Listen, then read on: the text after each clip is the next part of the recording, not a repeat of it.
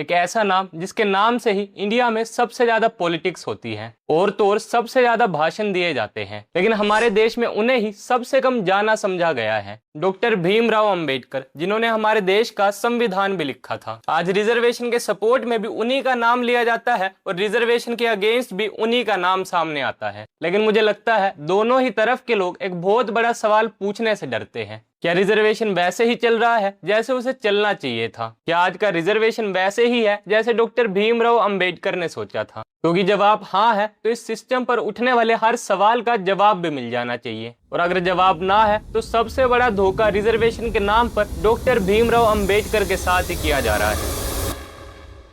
जय हिंद, मेरा नाम है अनुराग शर्मा और स्वागत है आपका एक नई वीडियो में। 14 अप्रैल 1881 मध्य प्रदेश के एक छोटे से मिलिट्री टाउन मऊ में एक बच्चे का जन्म होता है, नाम भीमराव अंबेडकर। उस दिन किसी ने सोचा भी नहीं होगा कि ये बच्चा एक दिन दुनिया के सबसे बड़े लिखित संविधान के निर्माताओं में से एक बनेगा। लेकिन उस सफर की शुरुआत किसी प्रिविलेज से नहीं बल्कि उनके जैसे हजारों लोगों के साथ हो रहे भेदभाव से शुरू हुई थी। भीमराव अंबेडकर का जन्म मेहर कम्युनिटी में हुआ था, जिन्हें उस समय अनटचेबल्स माना जाता था, जो नीची जाति से बिलोंग करते थे। और ये सिर्फ एक शब्द नहीं था, उनकी पूरी जिंदगी की रियलिटी थी। जब वो स्कूल जाते तो उन्हें दूसरे बच्चों के साथ बैठने की परमिशन नहीं थी। कहीं जगह तो उन्हें क्लासरूम के एक अलग कोने में बैठाया जाता था। अगर प्यास लगती तो खुद मटके को छूकर पानी भी नहीं पी सकते थे। स्कूल का प्यून या कोई दूसरा व्यक्ति ऊपर से पानी डालता तब वो पानी पी पाते, और अगर उस दिन प्यून ही ना आए तो उन्हें पूरा दिन बिना पानी के निकालना पड़ता था। ये कहानी सिर्फ B.R. अम्बेडकर की नहीं थी। उस दौर में भारत के लाखों लोग इसी तरह के सोशल डिस्क्रिमिनेशन का सामना कर रहे थे। लेकिन यहीं से अम्बेडकर दूसरे लोगों से अलग हो जाते हैं। अम्बेडकर ने फैसला किया कि वो इस सिस्टम से लड़ेंगे और इस भेदभाव को पूरी तरह खत्म करेंगे। लेकिन इसके लिए ना तो वो तलवार उठाएंगे ना ही कोई हिंसा करेंगे, बल्कि पढ़ाई के दम पर ये बदलाव लाएंगे। लेकिन यहाँ सवाल ये है, एक ऐसा बच्चा जिसे स्कूल में पानी पीने तक का अधिकार नहीं था,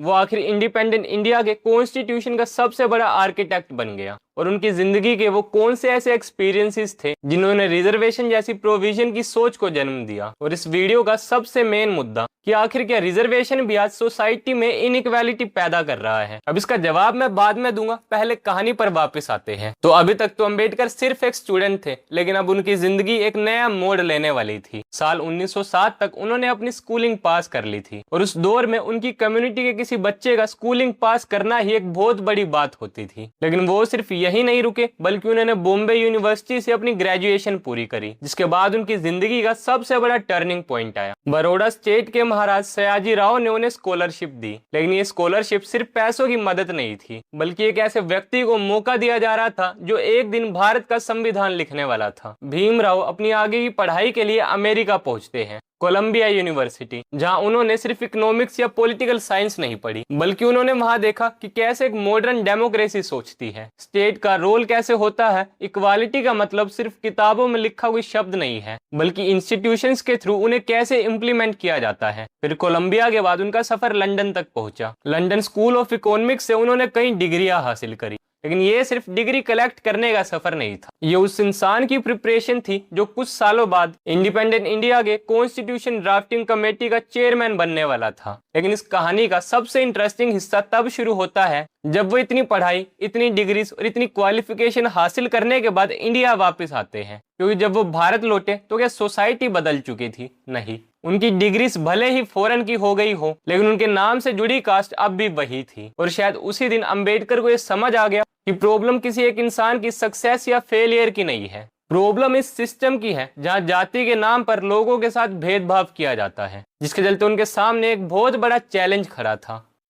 क्या सदियों के सोशल डिस्क्रिमिनेशन को सिर्फ एक कॉन्स्टिट्यूशन लिखकर खत्म किया जा सकता था? जवाब था नहीं, क्योंकि कानून रातों रात समाज नहीं बदल सकते। इसलिए कॉन्स्टिट्यूशन में कुछ ऐसे प्रोविजंस लाए गए जिनका मकसद था ऐतिहासिक रूप से वंचित समुदायों को एजुकेशन और गवर्नमेंट जॉब्स में रिजर्वेशन देना। लेकिन यहीं से एक और सवाल पैदा होता है, हर पॉलिसी की तरह रिजर्वेशन भी एक एक्सपेरिमेंट ही था, और किसी भी एक्सपेरिमेंट की वैल्यू उसकी नीयत से नहीं उसके रिजल्ट से तय होती है। आज 75 साल बाद क्या रिजर्वेशन ने वो रिजल्ट्स दिए जिसकी उम्मीद की जा रही थी? या फिर वक्त के साथ इन पॉलिसीज में भी कुछ ऐसी कमियां आ गई जिन पर आज बात करना जरूरी है। क्योंकि अगर किसी पॉलिसी पर सिर्फ उसके इंटेंशन की बात हो और आउटकम की नहीं, तो फिर डेमोक्रेसी में डिबेट का मतलब ही क्या रह जाएगा। लेकिन उससे भी बड़ा सवाल तो यह है, किसी भी पॉलिसी की सक्सेस का पता कैसे लगाया जाता है? उसके सपोर्टर्स कितने हैं इससे, या उसके ओपोनेंट्स कितने हैं इससे? बिल्कुल नहीं। किसी भी पॉलिसी का रिपोर्ट कार्ड उसके रिजल्ट्स होते हैं। और रिजर्वेशन के केस में भी सबसे पहला सवाल यही बनता है, क्या सिर्फ कुछ सीट्स रिजर्व कर देना या उससे भी कहीं ज्यादा गहरा? असल में रिजर्वेशन का पर्पस था उन लोगों का रिप्रेजेंटेशन बढ़ाना जो सदियों तक एजुकेशन और गवर्नमेंट जॉब से लगभग बाहर रहे। यानी अगर किसी यूनिवर्सिटी में किसी कम्युनिटी का नामो निशान ही ना हो, या किसी गवर्नमेंट डिपार्टमेंट में किसी कम्युनिटी का पार्टिसिपेशन लगभग 0 हो, तो रिजर्वेशन का ऑब्जेक्टिव था उस गैप को धीरे धीरे कम करना। सीधे शब्दों में कहे, रिजर्वेशन का पर्पस था रिप्रेजेंटेशन बढ़ाना, और इसी वजह से इसे सोशल जस्टिस का एक कॉन्स्टिट्यूशनल टूल माना गया। लेकिन यहाँ एक और बात समझना जरूरी है, रिप्रेजेंटेशन और इक्वालिटी दोनों सेम नहीं होते। रिप्रेजेंटेशन का मतलब है हर सेक्शन की भागीदारी बढ़ाना, लेकिन इक्वालिटी का मतलब है हर सिटीजन के साथ एक जैसा व्यवहार होना। और जब इन दोनों के बीच कभी बैलेंस बिगड़ता है, तभी डिबेट शुरू होती है। आज रिजर्वेशन को लेकर भी सबसे बड़ा विवाद इसी बात का है। एक तरफ लोग कहते हैं रिप्रेजेंटेशन के बिना सोशल जस्टिस पॉसिबल नहीं है, और दूसरी तरफ लाखों स्टूडेंट्स का कहना है कि इसी रिप्रेजेंटेशन के प्रोसेस में कंपटीशन और अपॉर्चुनिटी सबके लिए बराबर नहीं रह गए। क्योंकि आज का जनरल कैटेगरी स्टूडेंट जब किसी एक कॉम्पिटिटिव एग्जाम की तैयारी करता है, तो उनके सामने सिर्फ दूसरे स्टूडेंट्स नहीं होते, उनके सामने सीट्स का भी एक अलग मैथमेटिकल स्ट्रक्चर खड़ा होता है। एग्जाम एक ही है, पेपर एक ही है और सिलेबस भी एक ही है, लेकिन फाइनल सिलेक्शन के लिए अवेलेबल सीट्स कैटेगरी के हिसाब से डिवाइड हो जाती है। और यही जनरल कैटेगरी के स्टूडेंट्स की प्रॉब्लम शुरू होती है, क्योंकि जनरल कैटेगरी के स्टूडेंट्स के पास रिजर्व सीट का तो एक्सेस नहीं होता। लेकिन अगर रिजर्व कैटेगरी के स्टूडेंट्स ओपन मेरिट के मार्क्स लाते हैं, तो वो ओपन कैटेगरी में भी कॉम्पीट कर सकते हैं। यानी ओपन कैटेगरी तो किसी एक कास्ट के लिए रिजर्व नहीं होती, लेकिन रिजर्व सीट सिर्फ उन्हीं कैटेगरी के स्टूडेंट्स के लिए रिजर्व होती है। अब ये प्रॉब्लम सिर्फ कट ऑफ तक ही लिमिटेड नहीं है, एक प्रॉब्लम और भी है, इकोनॉमिक कंडीशन। क्योंकि जनरल कैटेगरी में होना एक गारंटी नहीं करता कि वो स्टूडेंट प्रिविलेज ही है। एक जनरल कैटेगरी का स्टूडेंट भी गरीब हो सकता है, कोचिंग अफोर्ड ना कर पाता हो और उसके पेरेंट्स भी ज्यादा पढ़े लिखे ना हो, लेकिन फिर भी कॉम्पिटिटिव एग्जाम के वक्त उसकी कैटेगरी उसकी इकोनॉमिक कंडीशन से ज्यादा इंपॉर्टेंट हो जाती है। यहीं पर रिजर्वेशन के करंट मॉडल पर एक सीरियस सवाल उठता है। अगर डिसएडवांटेज को कंपनसेट करना है, तो क्या सिर्फ कास्ट देखना ही काफी है, या स्टूडेंट की फाइनेंशियल और एजुकेशनल कंडीशन को भी उतनी ही इंपॉर्टेंस मिलनी चाहिए? क्योंकि पिछले 75 साल में इंडिया काफी बदला है, और अगर सोसाइटी भी बदली है, तो ये डिसएडवांटेज को मेजर करने का तरीका नहीं बदलना चाहिए। लेकिन रिजर्वेशन से जुड़ी इनइक्वालिटी की कहानी अब भी खत्म नहीं होती, क्योंकि अगला सवाल इससे भी बड़ा है। आखिर क्या रिजर्वेशन का बेनिफिट हर उस स्टूडेंट तक पहुंच रहा है जिसे उसकी सबसे ज्यादा जरूरत है, या फिर एक ही फैमिली एक ही जनरेशन के बाद दूसरी जनरेशन भी इसका फायदा उठा रही है? और यहीं से आता है वो सबसे ज्यादा पूछे जाने वाला सवाल, क्रीमी लेयर का। देखो सीधी सी बात है, अगर रिजर्वेशन उन लोगों को सपोर्ट देना है जो हिस्टोरिकली और सोशली काफी पीछे रहे हैं, तो क्या उसका बेनिफिट हर बार सिर्फ उसी फैमिली को मिलते रहना चाहिए?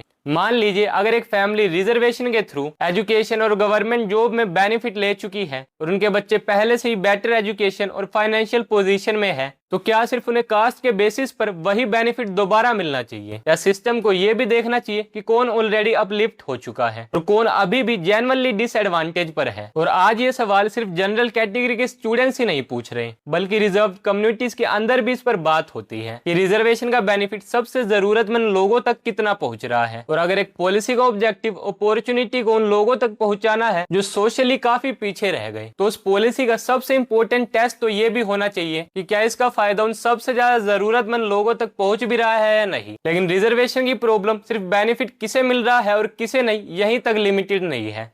इसे लेकर एक बहुत बड़ा सवाल ये भी पूछा जाता है कि आखिर इसकी लिमिट कहां तक है? क्योंकि जैसे जैसे अलग अलग कम्युनिटीज अपने रिजर्वेशन की डिमांड को लेकर सड़कों पर उतरते हैं, वैसे वैसे एक सवाल और बड़ा होता गया। अगर हर पॉलिटिकली पावरफुल ग्रुप रिजर्वेशन मांगने लगा, तो फिर मेरिट, ओपन कंपटीशन और इक्वल अपॉर्चुनिटी के लिए जगह कहां बचेगी? और यहीं से रिजर्वेशन की अगली और सबसे कंट्रोवर्शियल डिबेट शुरू हो जाती है, रिजर्वेशन की बढ़ती हुई डिमांड और उसकी लिमिट। कोई कम्युनिटी रिजर्वेशन मांगती है, कोई एग्जिस्टिंग कोटा बढ़ाने की डिमांड करती है, और पॉलिटिकल पार्टीज वो तो उल्टा इन डिमांड्स को और ज्यादा प्रोत्साहन देती है। क्योंकि रिजर्वेशन अब सिर्फ एक पॉलिसी नहीं रही बल्कि इन नेताओं के लिए एक लॉयल वोट बैंक बन चुका है। लेकिन यहाँ गौर करने वाली बात तो यह है कि इंडिया में कास्ट डिस्क्रिमिनेशन स्टेटस भी हर जगह सेम नहीं है। कहीं एक ही कास्ट एक ही स्टेट में ओबीसी लिस्ट में हो सकती है और दूसरी स्टेट में उसी कास्ट को जनरल कैटेगरी में रखा जा सकता है। और यहीं से इस रिजर्वेशन का सिस्टम और ज्यादा कॉम्प्लिकेटेड हो जाता है, क्योंकि अगर कास्ट बेस्ड डिसएडवांटेज सिर्फ कास्ट के नाम पर डिसाइड हो रहा था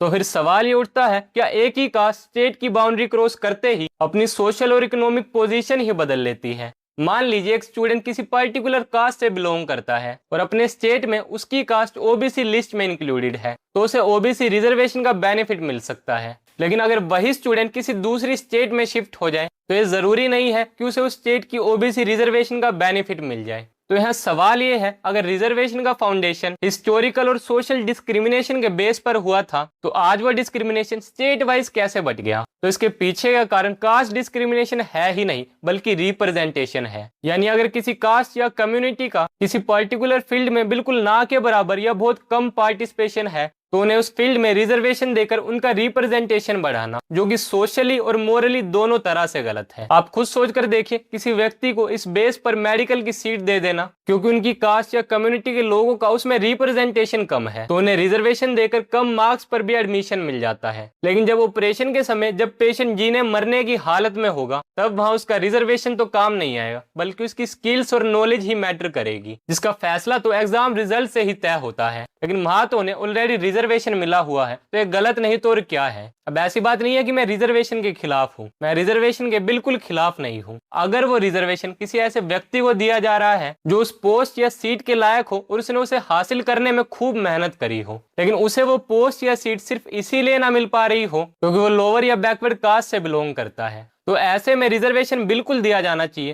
ताकि उसे भी बराबर का अधिकार मिल सके। लेकिन अगर वही रिजर्वेशन किसी को इस बेस पर दिया जा रहा है कि उस कास्ट या उस पर्टिकुलर कम्युनिटी का रिप्रेजेंटेशन कम है इसलिए उनका रिप्रेजेंटेशन बढ़ाने के लिए उन्हें रिजर्वेशन दिया जाना चाहिए, तो मैं इसका खुलकर विरोध करता हूँ। क्योंकि रिजर्वेशन का आइडिया या कोर फाउंडेशन तो इस पर था कि ये जो समाज में सोशल डिस्क्रिमिनेशन है इसे खत्म करना ताकि सबको बराबर का अधिकार मिल सके, ताकि किसी का रिप्रेजेंटेशन बढ़ाने के लिए उन्हें रिजर्वेशन दे दो। बाकी इस पर आप क्या सोचते हैं हमें कमेंट सेक्शन में लिखकर जरूर बताएं। टिल देन गुड बाय, जय हिंद, वंदे मातरम।